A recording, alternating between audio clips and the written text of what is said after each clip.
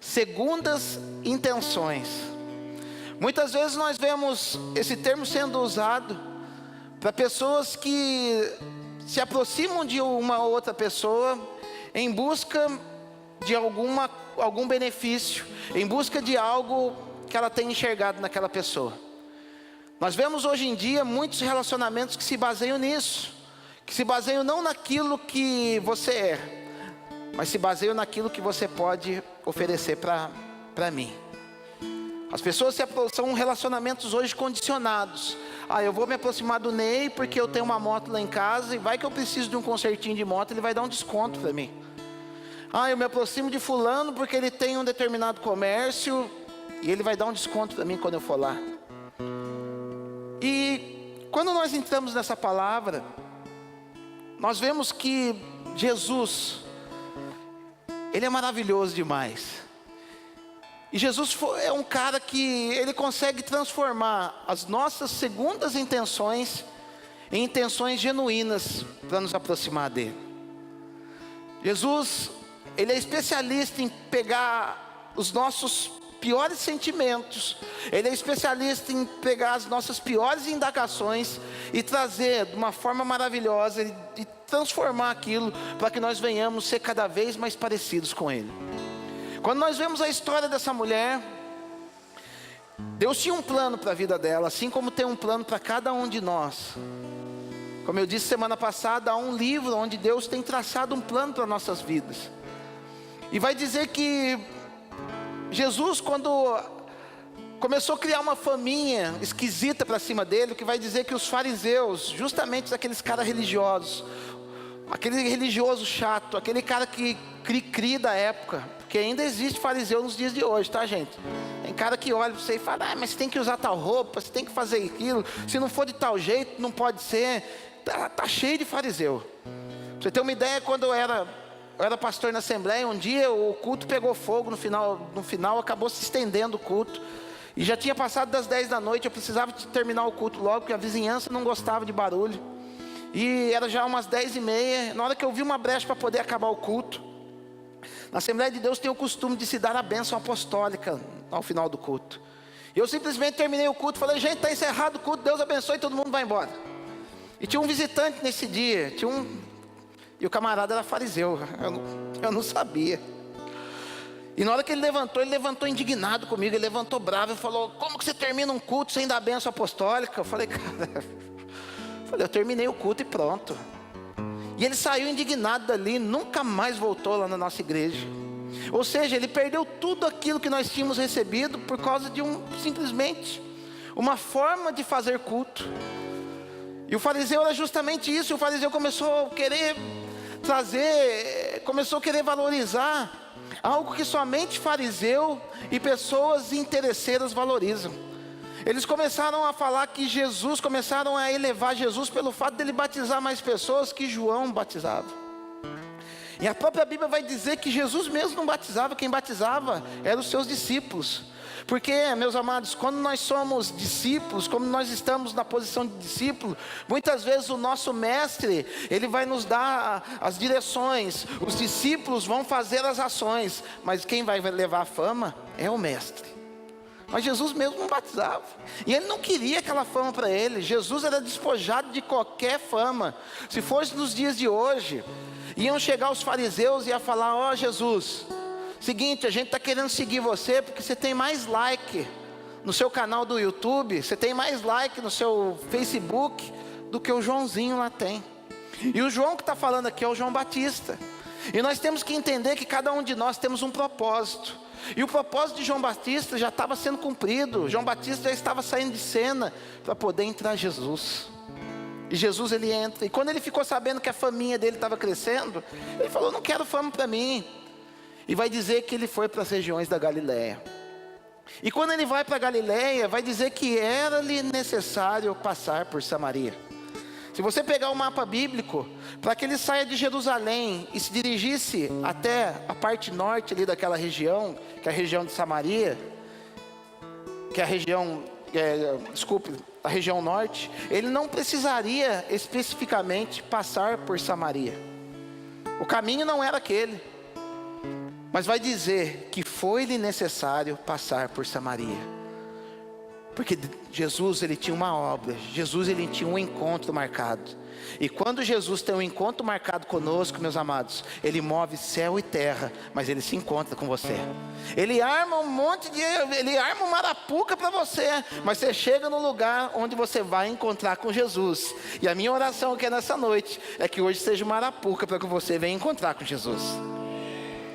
Ele tem as maneiras dele de agir, e onde você menos imagina, ele encontra com você. E ele foi num lugar estratégico, ele foi no poço.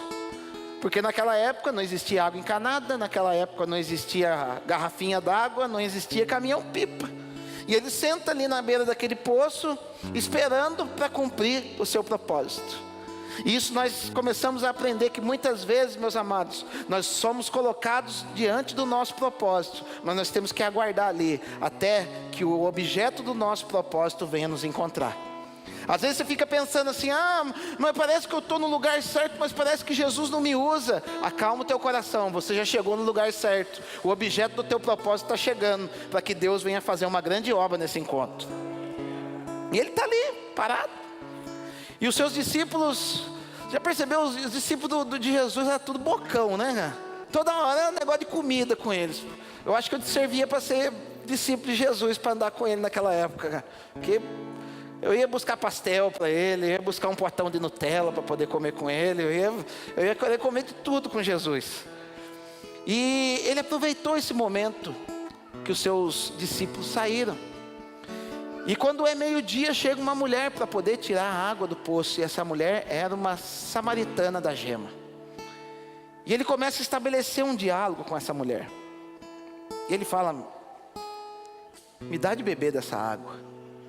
E ela fala: como que você quer beber dessa água, se o poço é fundo e você não tem como tirar? E ele começa, Jesus, ele tem a sua maneira de estabelecer o seu diálogo conosco. Ele entra justamente nas nossas necessidades. Começa a perceber, para você ver, onde surge uma necessidade na tua vida, é onde Jesus está querendo falar com você. E parece que você tem uma necessidade e as coisas não acontecem.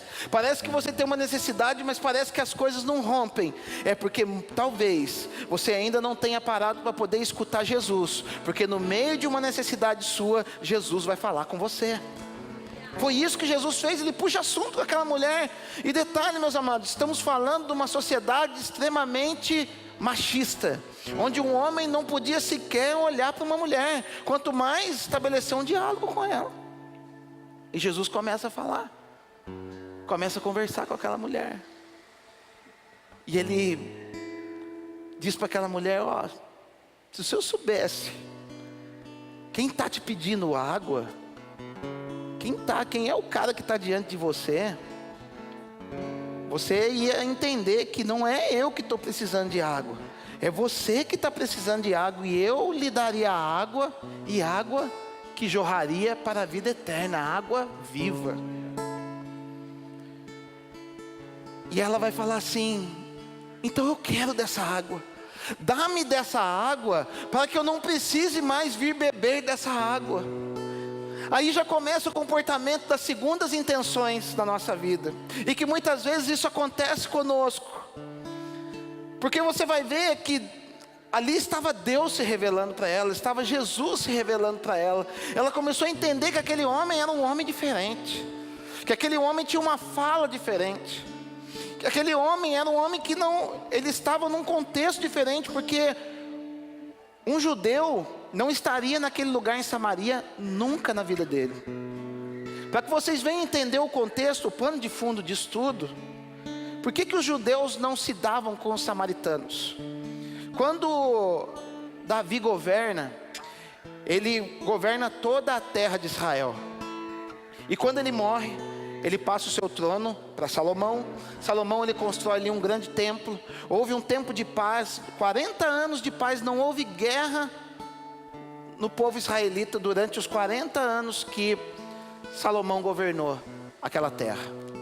Quando Salomão morre, o seu filho Roboão, ele herda o trono. E quando o seu filho Roboão herda o trono, ele é um camarada totalmente insensato. E Salomão, ele tinha colocado um peso de imposto sobre as pessoas, para poder construir, para poder fazer a cidade ficar bonita, para poder construir o templo de Salomão. E quando Roboão ele chega no trono, algumas das pessoas da cidade chegam para ele e falam assim: ó, alivia a carga de imposto sobre nós, porque a gente não está aguentando mais. Parece o Brasil, né, gente? E ele vai diante dos anciãos e chega, que eram os conselheiros naquela época, e fala: ó, a galera aí está querendo redução de imposto, o que vocês acham que eu devo fazer? E os anciãos falaram assim: ó, ganha o coração do povo, reduz o imposto, ganha o coração do povo, que uma vez que você ganhou o coração deles, você vai fazer o que vocês quiserem com o povo. E ele, aquela resposta: eu ganhar menos, eu lucrar menos que o meu pai lucrou, deixa eu pegar uma segunda opinião. E diz que ele foi pegar uma segunda opinião com os jovens, com os seus amigos insensatos. E ele contou aquela história para os amigos. O amigo falou: cara, você é doido, cara. Sabe o que você tem que fazer? Você tem que aumentar o imposto do povo. Você tem que ganhar mais ainda. E o que achou guarida no coração dele? Aumentar o imposto. E ele chegou diante daquelas pessoas, aumentou o imposto sobre aquelas pessoas, e o povo se revoltou.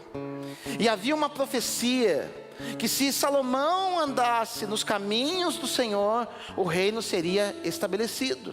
O reino continuaria um reino de paz. O problema é que Salomão lá atrás, ele se desviou dos caminhos do Senhor, se casando com 700 mulheres e se envolvendo com 300 concubinas. E Deus falou: ó, eu vou separar o reino, mas não no teu tempo, porque eu tenho consideração com Davi, teu pai, por tudo aquilo que ele fez. Mas na época do teu filho, o reino vai se separar. E foi o que aconteceu. O povo se revoltou, o reino foi separado. Jeroboão, ele herdou 10 tribos do norte. Roboão ficou somente com a tribo de Benjamim e de Judá, que é a tribo do sul. A tribo do norte, por ter caído na mão de uma pessoa que não era da linhagem de Davi, ela começou a se perverter de uma maneira extraordinária. Começou o povo a se envolver com ídolos, começou a se envolver com falsos deuses, começou a se envolver com tudo aquilo que não prestava. E quando foi no ano de 722 a.C., aquele reino foi invadido pela Assíria. A Síria era a grande nação daquela época, era como se fosse os Estados Unidos daquela época. A Síria dominou toda aquela terra. E o que é a Síria? Qual que era a característica da Síria? A Síria, ela pegava de alguns povos que ela já tinha conquistado e colocava na terra daquelas pessoas, e pegava aquelas pessoas daquela terra onde elas conquistaram e espalhavam para as outras demais terras, para que o povo fizesse o quê? Perdesse a sua identidade. É assim que o inimigo faz conosco, meus amados. Quando nós nos desviamos, quando nós nos afastamos do Senhor, muitas vezes nós somos convencidos pelo espírito do inimigo, por Satanás, a nos alinharmos, a fazermos amizade, a darmos ouvidos para as pessoas que não têm comunhão com Deus. Sabe para quê? Para você perder a sua identidade. Enfim, quando eles perderam suas identidades, eles pararam de adorar ao Senhor, eles pararam de celebrar a Páscoa, eles começaram a se envolver com pessoas de tudo quanto era nação, e viraram uma raça impura. O tempo se passou, as coisas foram acontecendo, até que se formou, até que chegamos no reinado romano. E aquele povo era um povo excluído, era um povo que não, aos olhos dos judeus genuínos, era um povo impuro e que não merecia conhecer a Deus. Por isso que Jesus, sabendo a necessidade de se revelar para pessoas que ainda não o conheciam, ele faz todo esse movimento. Sabe por quê, meus amados? Jesus, ele quer chegar aonde os religiosos não querem chegar.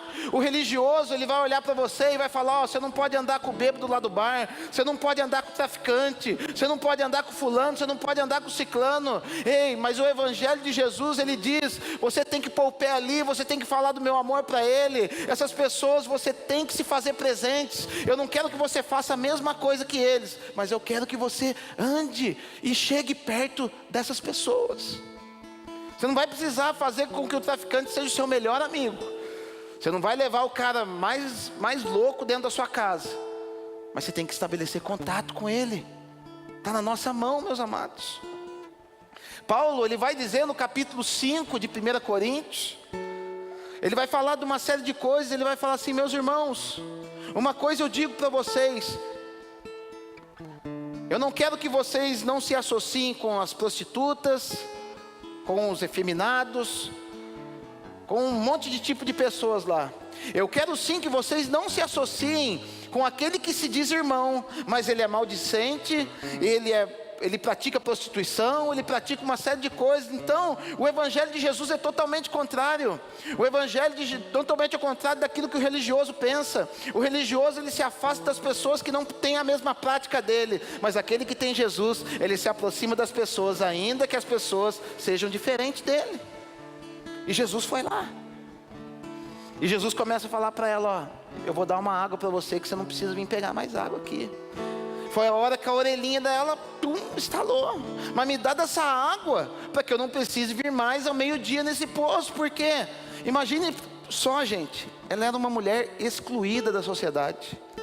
O horário de pegar água, ou você pega a água de manhãzinha, ou você pega a água no final de tarde. Quem está acostumado a cortar grama, sabe muito bem como é que é. Quem vai cortar grama na sua casa, ele escolhe ou para cortar de manhãzinha, ou para cortar de noite, perto do anoitecer. Porque se a pessoa cortar grama ao meio-dia, ela não vai aguentar o calor. Agora imagine uma mulher que ia buscar água, ela ia num poço, vinha ao pleno meio-dia, carregando água. Era o horário mais difícil. Por que ela escolheu o horário mais difícil? Porque ela era uma mulher excluída da sociedade. E Jesus, ele tem prazer em lidar com os excluídos. Jesus, ele tem um chamado maravilhoso para tocar em quem é excluído. Se você entrou aqui nessa noite e se acha um excluído, saiba que Jesus, ele tem um interesse maior sobre sua vida. É isso que ele faz. E ele sabe se utilizar das nossas segundas intenções para poder tirar, para poder colocar as intenções dele no nosso coração. Porque ele começou a trabalhar em cima dessa necessidade dela. Porque ela falou, ó, dá essa água para mim que eu não preciso vir mais aqui. E muitas vezes, meus amados, você pode ter entrado aqui nessa noite com uma segunda intenção para vir poder buscar Jesus. Porque eu, quando me converti, meus amados, eu me converti por causa de uma segunda intenção também. E eu tenho certeza que 90% das pessoas que já são convertidas, essas pessoas vieram por causa de uma segunda intenção. Mas que segunda intenção? Eu já contei minha história aqui para vocês. Tinha um bom trabalho, tinha uma série de coisas, até que chegou um dia que a coisa acabou, o dinheiro acabou. Era tanta bagunça, era tanta zoeira, era tanta sacanagem que acabou o dinheiro. Eu fui à falência. E era justamente numa época onde eu estava construindo minha casa. E Deus permitiu que acabasse. E um dia eu fui na casa de um amigo meu, e as coisas começando tudo a dar errado para mim, tudo dava errado. Eu punha a mão num copo, o copo quebrava. O que eu fazia dava errado. E eu comecei a entender, eu falei, caramba, acho que está na hora de eu me aproximar de Deus. Porque nada dá certo para mim. Eu preciso me aproximar de Deus para que as coisas deem certo para mim. E um dia eu, tomando cerveja com um amigo meu na casa dele, que ainda não era convertido, eu falei, cara, está acontecendo isso com a minha vida. Ele falou, cara, você precisa de Jesus, cara, você precisa ir na igreja. Só que o cara era um desviadão, cara. O cara estava longe da igreja. Só que os pais dele eram crentes. Eu falei, cara, mas eu vou nessas igrejas evangélicas, os caras parecem tudo louco, os caras ficam tudo gritando, que nem uns doidos lá, cara. Eu não vou nesse lugar não, cara. Ele falou, não, eu vou com você. Eu vou com você porque minha vida também tá meio bagunçada. Eu falei, então vamos junto, então. Você vai comigo, eu vou com você. E na hora que a gente entrou a gente foi na Assembleia de Deus. E na hora que eu pus o pé na igreja, eu já senti um negócio diferente. A palavra naquele dia veio como uma flecha dentro do meu coração e me pegou de jeito. Naquele mesmo dia eu falei, é essa vida que eu quero para mim. Uma vergonha, porque na hora que passou lá a coleta de oferta é uma salva que eles passam assim nas... Na hora que o cara passou a salva, não tinha R$1 para dar de oferta. Eu que costumava andar de carro novo, eu estava andando numa Variante 72 emprestada do meu pai, que a porta não fechava direito. Foi a Variante que eu conquistei minha esposa. Foi a Variante que eu conquistei minha esposa. Porque quando ela me conheceu, eu estava nessa fase. E eu falei, o que eu falei comigo? Eu vou para a igreja, eu vou conhecer esse tal de Jesus. Todo mundo fala que o Jesus, ele faz bem para as pessoas, que ele restaura as coisas das pessoas, ele restaura a vida, ele é aquele que faz, ele é aquele que acontece. Então o que eu vou fazer? Eu vou para a igreja e Jesus vai ajudar, vai tirar dessa situação. E Jesus estava só olhando lá de cima e fala, sabe nada, inocente, pode vir. E eu fui para a igreja, recebi Jesus como meu único e verdadeiro Salvador. Logo já quis me batizar, já queria daquele amor, naquela fé. Jesus vai me tirar dessa. Passou um mês, passou 2, 3, 4, eu, Jesus, 5, 1 ano, e eu na mesma vida, devendo, andando na mesma variante, ainda pedindo uma mulher para Deus para eu poder casar, e não tinha. Tá tudo. Falei, Senhor, o Senhor não olha para mim. Passa-se mais um mês, 1 ano e 1 mês, 1 ano e 2, 1 ano e 3, 1 ano e meio. Fiel com o Senhor, mas em segundas intenções. Até que o Senhor me manda uma esposa. E eu com a variante 72. Me manda uma esposa. Até que o Senhor vira uma chave lá de cima. E Ele viu a minha sinceridade. Ele viu algo em mim. Que Ele falou, vou mudar a sua sorte. Porque nesse 1 ano e meio, as segundas intenções que eu cheguei na igreja, elas foram diminuindo. Conforme esse caminhar em Deus, buscando algo dEle, eu comecei a me apaixonar por Ele. Ao invés de, a minha oração no começo é, Senhor, me dá que eu quero, me dá que eu preciso. Mas depois de 1 ano e meio, a minha oração já era assim, Senhor, eu preciso, mas eu quero mais é você. Eu quero mais é você. Eu preciso de você na minha vida. Foi quando Ele começou a abrir as coisas para mim. E gente, nada acontece por acaso. Até o Daniel, que era meu chefe naquela época. Foi a época que o primeiro cara que chegou para mim e falou assim, cara, começou a fábrica, abriu hora extra de novo. Quer ficar até mais tarde? Ainda eu fiz gracinha com ele, deixa eu ver se eu posso ficar. E depois daí começou, hora extra aqui, hora extra lá. Deus começou, gente, eu devia 80 mil reais na praça. 80 mil reais. No dia que eu sentei com a minha esposa, no dia que eu sentei com ela, que eu conheci ela, eu já liguei toda real para ela. Falei, amor, você está interessado em mim aí? Eu sei que não é por causa do meu carro. Já deu para ver que não é por causa do meu carro que você está interessado em mim. Isso aí já deu para perceber. Mas eu vou dar outra boa notícia para você, além do meu carro. Eu estou na lama, estou devendo muito. Só que quando eu falei para ela que eu estava devendo muito, ela pensou que era uns 10, 15 mil. Na hora que a gente sentou junto para poder calcular quanto que eu devia, era muito dinheiro. Era muito. Só que Deus começou a trabalhar. Então eu entrava na fábrica às 6 da manhã, saía às 6h30, 7 horas da noite, trabalhando. Saía de lá, ia para o curso de teologia. Ia para o meu bacharel de teologia. E isso foi 1, 2, 3 anos, 4 anos nessa pegada. E a gente conseguiu pagar nossas contas, conseguimos nos acertar. Mas percebe que foi através de uma segunda intenção que Jesus me fez me apaixonar por Ele. Percebeu que talvez um dia você possa ter entrado aqui na igreja e falado, eu vou lá porque Deus Ele vai resolver os meus problemas, Ele vai resolver os seus problemas sim. Muitas pessoas Ele já resolveu os problemas sim, mas o que o Senhor Jesus quer nessa noite é o teu coração. Ele quer pegar as suas segundas intenções e colocar como uma paixão louca por aquilo que Ele tem pela tua vida. Porque nós começamos a ver essa mulher falando assim, então me dá isso. E foi o que? A isca que Jesus achou para poder começar a trabalhar na vida dela.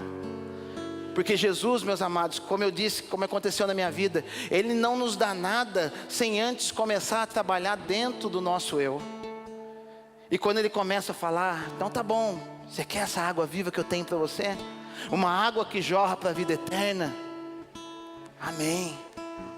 Só que faz o seguinte, chama o teu marido lá, que eu quero conversar com ele. Ela falou, Senhor, eu não tenho marido. Ele fala: dissestes bem, 5 maridos tivestes, e o que você tem agora não é o teu marido. Jesus, ele traz essa palavra de conhecimento sobre a vida dela. Jesus traz essa revelação sobre a vida dela, para que ela pudesse perceber que diante dela estava o Senhor.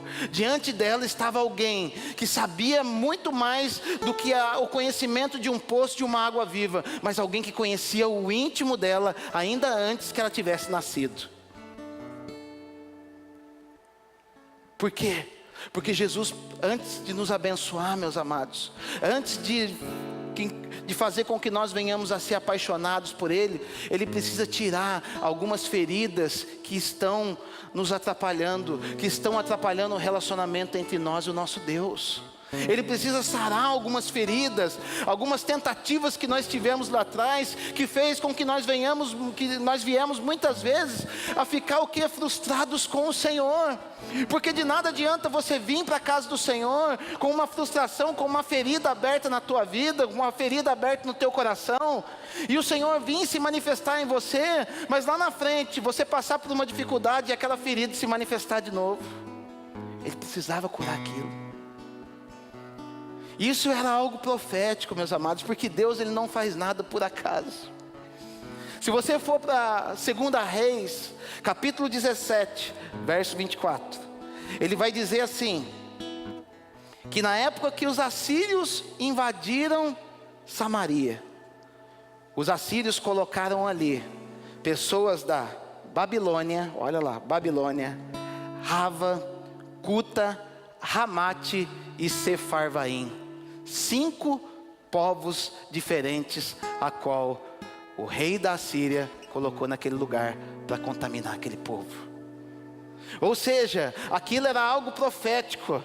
O que Jesus estava fazendo aqui era não só curando essa mulher samaritana, mas trazendo cura para aquele lugar. Sabe por quê? Porque quando Jesus, ele curar o coração de cada um que está aqui nessa noite, quando o Senhor curar você, Ele automaticamente vai trazer cura para a tua casa, Ele automaticamente vai trazer cura para esse bairro, Ele automaticamente vai trazer cura para quem está ao teu redor. É isso que Ele quer fazer. Ele vem para tratar algo muito mais profundo do que a gente pode imaginar. E a gente fica achando que Jesus somente está falando de marido. Não, Jesus está falando, você, mulher samaritana, você é representante desse lugar. Eu digo sempre para vocês, quando você for ler a Bíblia, enxerguem a mulher como a igreja, como a esposa de Cristo. E ele estava falando assim, você como minha esposa, como minha futura esposa, como aquela que vai encontrar comigo, como aquela que vai ter intimidade comigo, como aquela que vai entrar para dentro do quarto junto comigo no dia que eu aparecer. Você não pode ter 5 casamentos pendentes lá, e um flertezinho que você está tendo agora, porque não é isso que eu quero você para mim. Jesus quer você para Ele. Ele não quer você dividido com mais nada e com mais ninguém, porque muitas vezes a gente entra dentro da casa do Senhor pedindo cura, com segundas intenções, mas o nosso coração ainda está dividido com as coisas desse mundo. A gente não pode estar dividido com as coisas desse mundo. E muitas vezes a gente está dividido com coisas lícitas.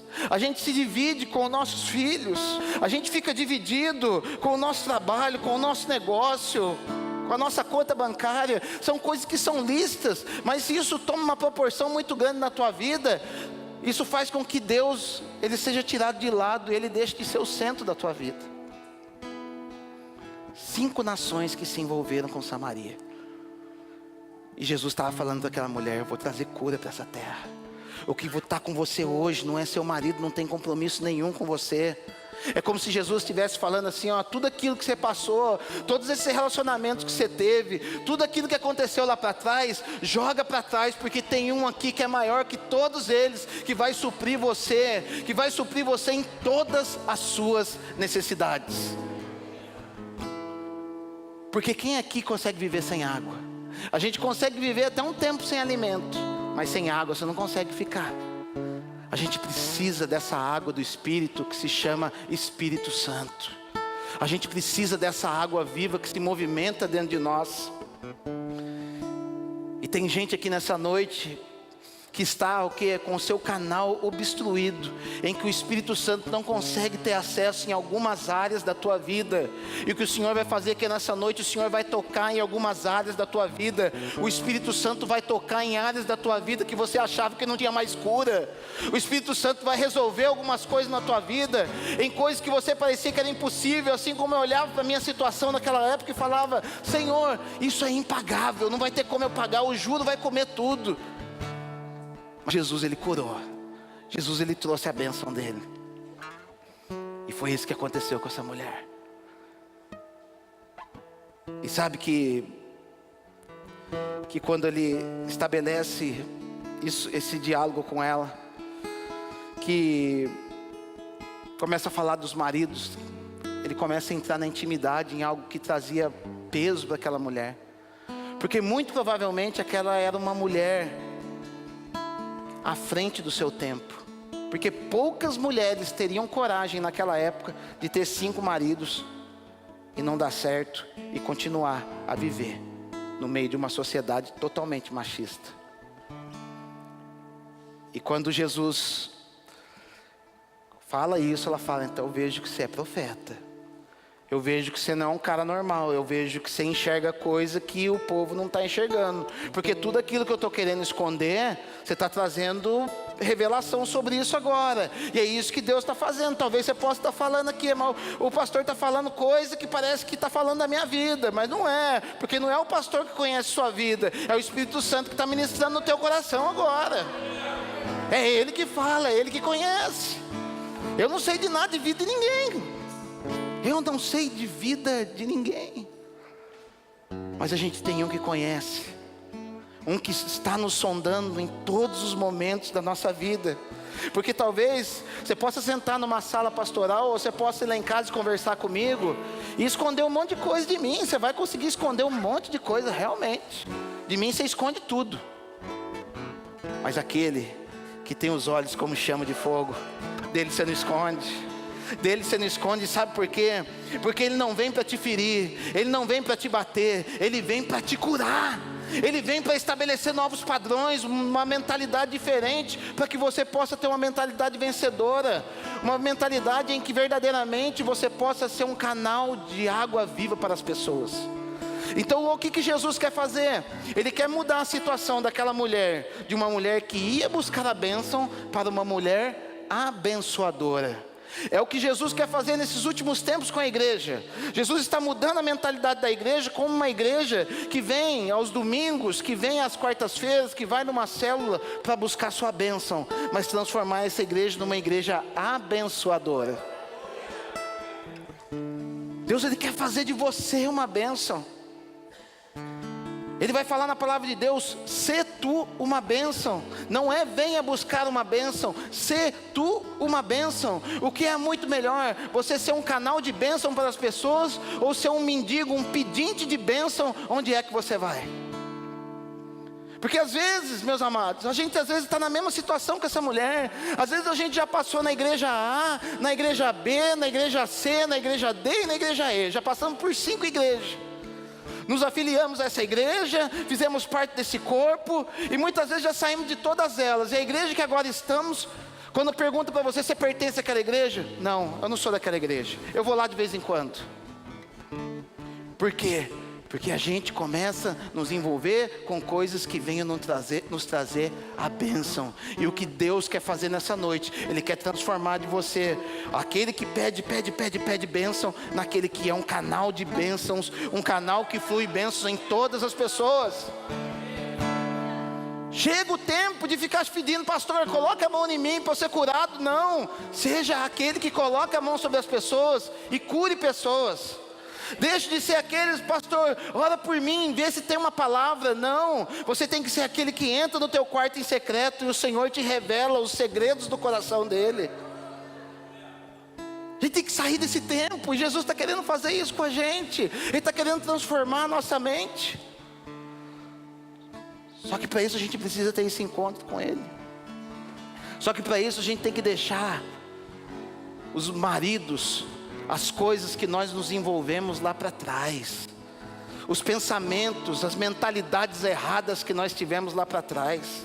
mentalidades que não deram certo, mentalidades erradas, e que muitas vezes a gente fica tentando usar isso ainda no dia de hoje. Isso tem que ficar para trás. Deus quer fazer da gente pessoas diferentes. E Jesus, quando ele viu que ele conseguiu entrar na vida daquela mulher, porque quando Jesus, ele fica batendo a porta, como diz Apocalipse 3:20, eis que estou à porta e bato. Se alguém ouvir a minha voz e abrir a porta, entrarei em sua casa e cearei com ele. Tem muita gente que Deus está, toque, toque, toque, batendo na porta do coração, querendo entrar. Às vezes você pensa que Jesus está dentro, mas Ele não está dentro, Ele está fora, Ele está pertinho, mas Ele está com uma porta de distância diante de você, e Ele está à porta batendo, querendo entrar na tua vida, para poder estabelecer um tempo de mesa com você. E quando a gente fala em tempo de mesa, sabe o que é tempo de mesa? É tempo de intimidade, porque é na mesa, é sentado na mesa que eu extraio o que tem no teu coração, Murilo. É na mesa que você extrai o que está no meu coração. Há uma troca de ideias, uma troca de entendimento, e dentro dessa troca de entendimento vem a cura da parte de Deus. Jesus estava falando aqui, eu quero entrar na tua vida, e Ele conseguiu entrar através de uma revelação. Porque sempre quando Deus lhe traz uma palavra, é porque Ele quer entrar mais profundo dentro da nossa vida. E Ele vai dizer assim para ela: mas vem a hora, e já chegou, que os verdadeiros adoradores adorarão ao Pai em espírito e em verdade, porque é estes que o Pai procura. Você já parou para pensar na profundidade disso que Jesus fala com ela? Porque Ele está falando assim, começa um debate um pouco antes disso, ela dizendo assim, porque a turma fala lá que o lugar de adorar é lá em Jerusalém, o povo aqui fala que o lugar de adorar, não está escrito ali, mas a gente conhece pela palavra, que o lugar de adorar é o Monte Gerizim, que é o Monte das Bênçãos que o Senhor falou conosco. Aí ficava aquela briga, fica aquela briguinha, né? Deus, Ele fala mais na igreja tal, fala mais na igreja B, e Jesus chega para ela e fala assim, seguinte, não é lá nem cá onde Deus, Ele se agrada do nosso culto, porque chegará um tempo em que você vai adorar Deus em qualquer lugar, mas o mais importante disso é que você o adore em espírito e em verdade. Às vezes a gente fala isso adorando ao Senhor e não sabe a profundidade que tem essa expressão, adorar em espírito e em verdade. Conforme Tessalonicenses capítulo 5, 23, vai falar que nós somos constituídos de espírito, alma e corpo. O problema, meus amados, que muitas pessoas vêm para a casa de Deus adorando o Senhor no nível da alma. Sabe o que é adorar no nível da alma? É adorar segundo as minhas vontades, é adorar segundo as minhas emoções. Se eu não sinto um arrepio no culto, o culto não foi bom. Se eu não vejo alguém cair no culto, o culto foi fraquinho nessa noite. Isso é adorar no nível da alma, no nível dos desejos. Mas quando, meus amados, a gente começa a adorar a Deus no nível do espírito, é um nível diferente, porque o nosso espírito humano foi criado para quê? Para se conectar única e exclusivamente com o Espírito de Deus. Quando você não se conecta com o Espírito de Deus, a palavra de Deus, não sou eu que está dizendo, lá em Efésios capítulo 2 vai dizer o quê? Que o seu espírito é morto. É morto. Mas e o cara lá no batuque que ele faz lá, que ele invoca aquele monte de espírito? Exatamente, o espírito se aloja na alma dele, mas nunca no seu espírito humano. O espírito só tem uma única pessoa que ele pode se conectar, somente com o nosso Deus, somente com o Espírito Santo. Por isso que ele começa a falar, abandona esse tipo de adoração que vive no nível da alma, esse nível de adoração que entra dentro de uma igreja, e que se você não olhar de lado para falar com a pessoa quer sair da igreja, sai desse tipo de adoração. A adoração que se o pastor falar algo mais duro ali, eu não posso ficar lá porque o pastor foi duro comigo. Sai, isso aí é nível da alma, isso é nível almático. Deus quer levar você para um nível de adoração no Espírito, porque quando você adora no Espírito, você se conecta com o Pai, você começa a ouvir a voz do Pai, Pai, você começa a se entregar de uma maneira mais pura, e o seu corpo, alma e espírito passa a ser totalmente transformado. No nível da alma, você nunca vai conseguir ser plenamente transformado. A gente que acompanha pessoas que muitas vezes chegam na igreja de um estado e vem de um espírito realmente morto, e a gente começa a trabalhar com essas pessoas e ver a evolução delas, a gente começa a ver que as ideias da pessoa começam a mudar, as vontades dessa pessoa começam a mudar. Por quê? Porque ela conectou o espírito dela com Deus, e uma vez o espírito estando conectado, a alma dela começa a ser purificada, e a alma dela sendo purificada, ela fica tão cheia de Deus, que o nível que Deus transborda até a alma dela. Sabe o que isso traz? Cura para alguma enfermidade dela. É o que diz Tessalonicenses. E a paz de Deus, e o mesmo Deus de paz vos santifique em tudo, e o mesmo Espírito, alma e corpo sejam plenamente santificados para a vinda do Senhor Jesus. Ou seja, você vem para a igreja, você tem vício em comer, você come demais. Se você ainda está na igreja, se você ainda está adorando o Senhor, se você ainda tem esse vício de comer demais, você está operando ainda no nível da alma. Você precisa ser curado na sua alma.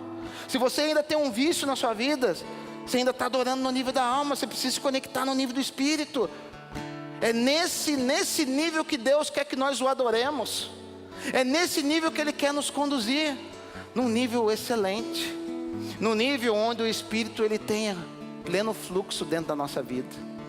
Aí sabe o que acontece? Suas ideias começam a mudar. Aquilo que você tinha prazer antes, você já não tem mais. Outro dia eu fui falar de Jesus para uma menina, não fui falar de igreja, não fui falar de comunidade de aba para ela, fui falar de Jesus. Ela falou: mas se eu for para Jesus, eu vou ter que parar de beber meu goró. Eu falei: você não vai ter que parar de beber seu goró. Você vem para Jesus e você vai ver, no dia que você pegar um pouco de goró na mão, você não vai querer mais tomar esse goró. Ele tem a capacidade de nos transformar.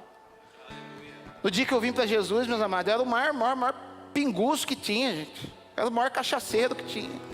A gente foi bater laje lá em casa, aquela caixa de cerveja, peãozada, tudo louco por causa do churrasco cervejado, que tinha batido laje o dia inteiro. Vamos tomar cerveja, vamos. Enche o copo de cerveja. Olha que eu pus no coisa, 2 semanas de convertido. Pus na boca. E olha que era escola, era para descer redonda. Pus na boca, quadrada. Mandei outra, falei: não é possível, estou ruim hoje. Pá, mais um, quadrada. Ficou um tantinho assim no copo. Meu pai pegou a garrafa, lembro até hoje. Pegou a garrafa, isso há 12 anos atrás.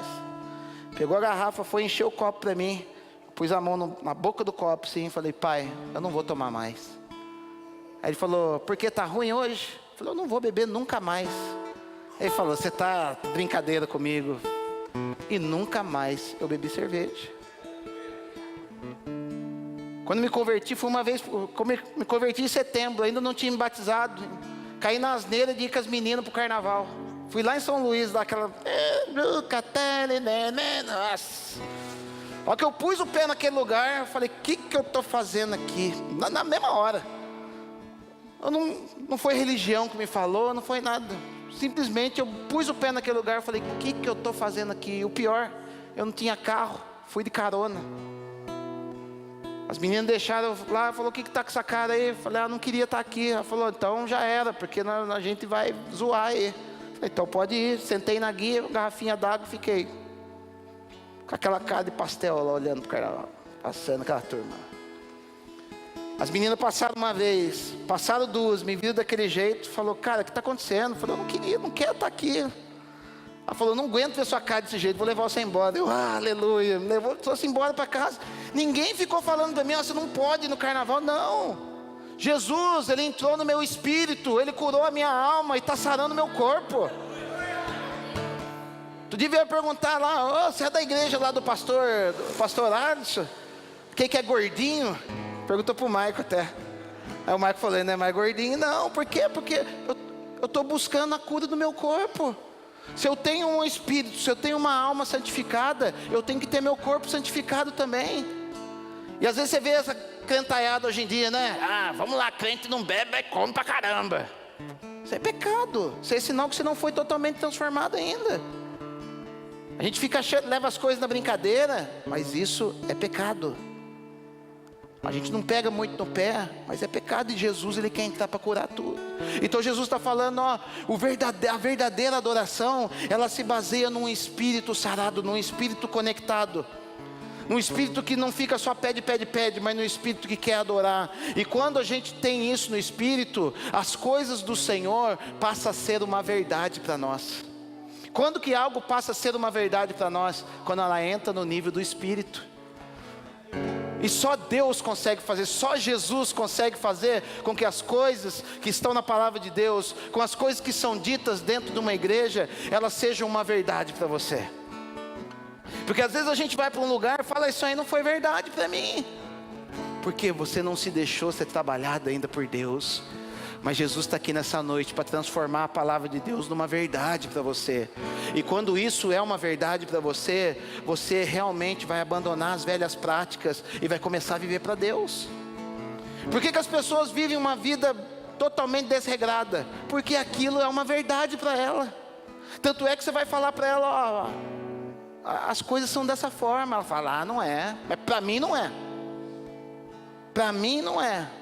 Mas você fala prova, ela fala, não quero. Uma vez eu peguei um testemunho de Jeová, lá na fábrica.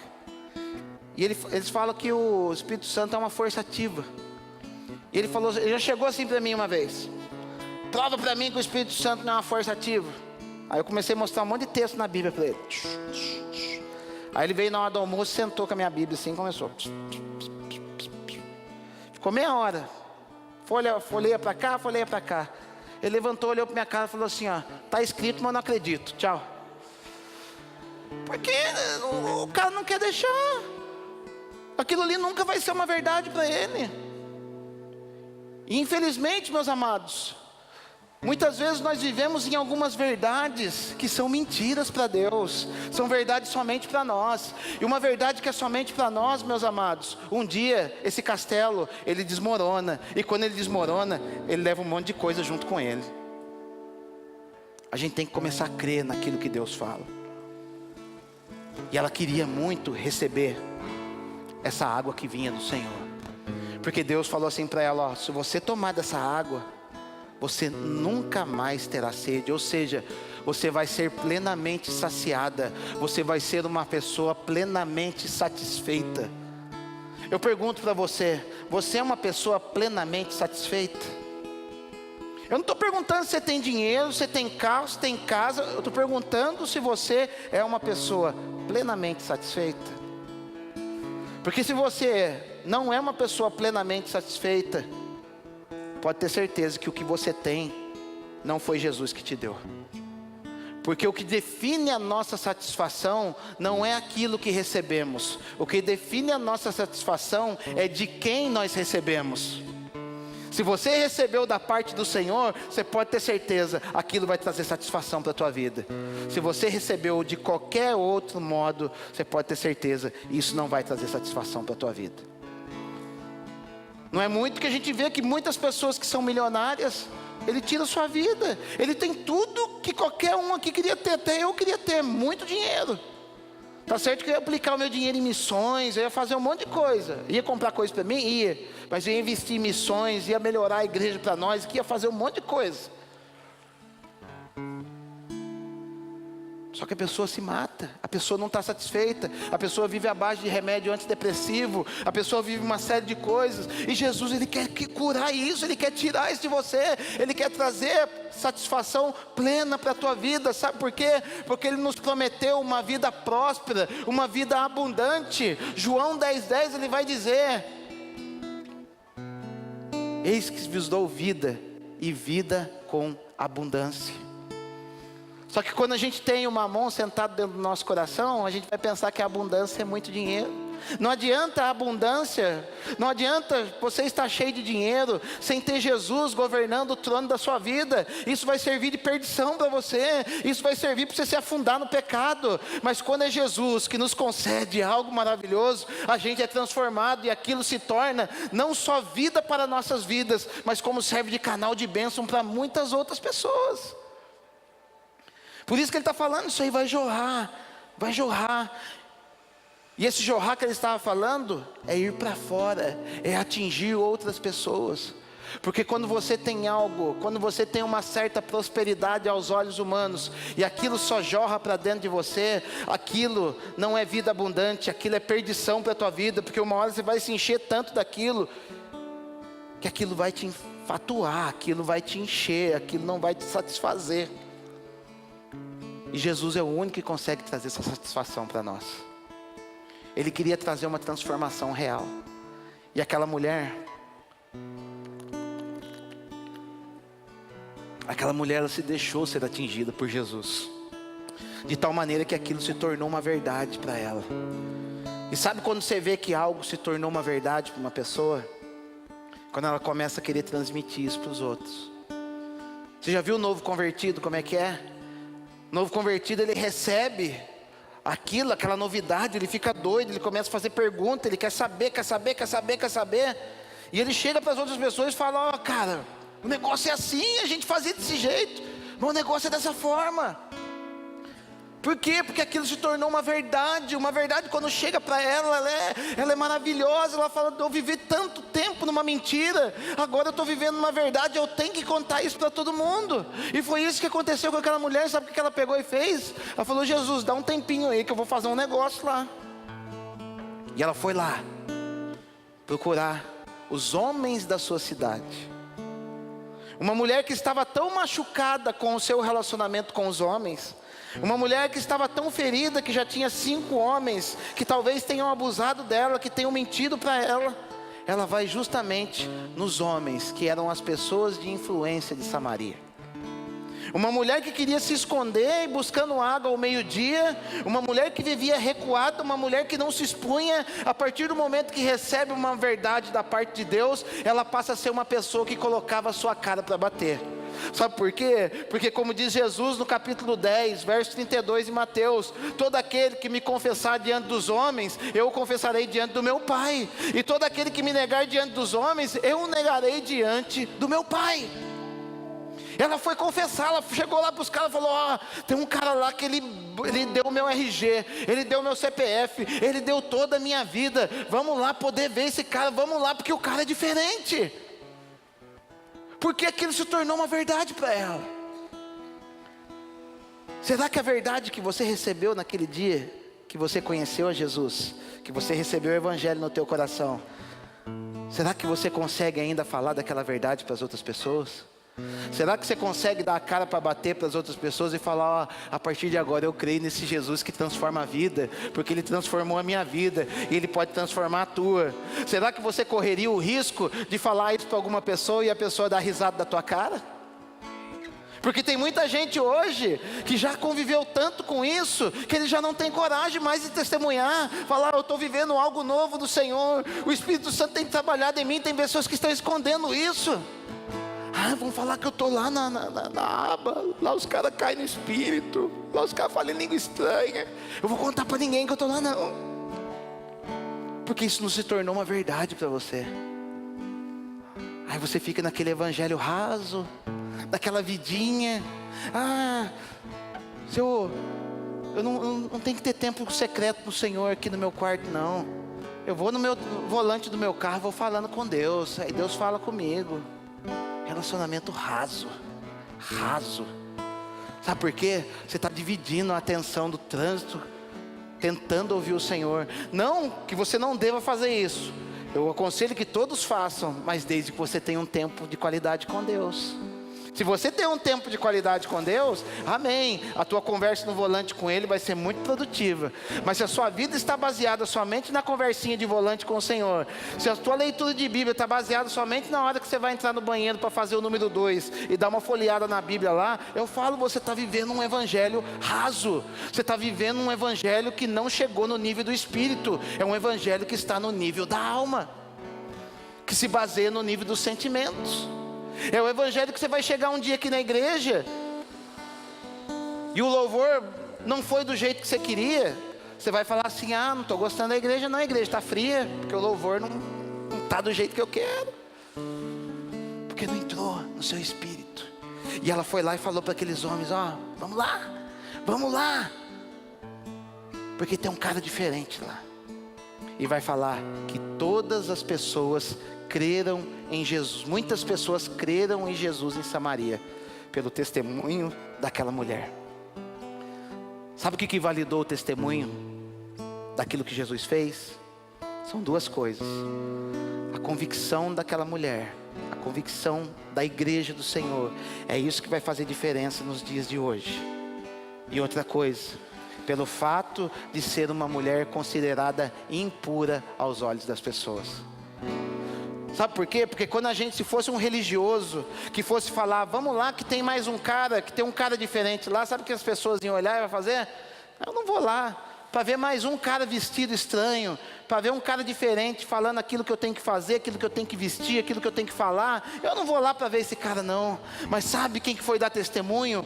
Uma igual a eles, uma pessoa que estava no mesmo nível deles, uma pessoa que ainda não tinha deixado a religião tomar conta dela, uma pessoa que estava falando que a sociedade achava que não era ninguém, mas ela estava falando, eu não sou ninguém, mas Deus falou comigo, e se Ele falou comigo, Ele me transformou, Ele pode transformar a tua vida também. Era isso que eles entenderam. Sabe o que validou a ressurreição de Jesus?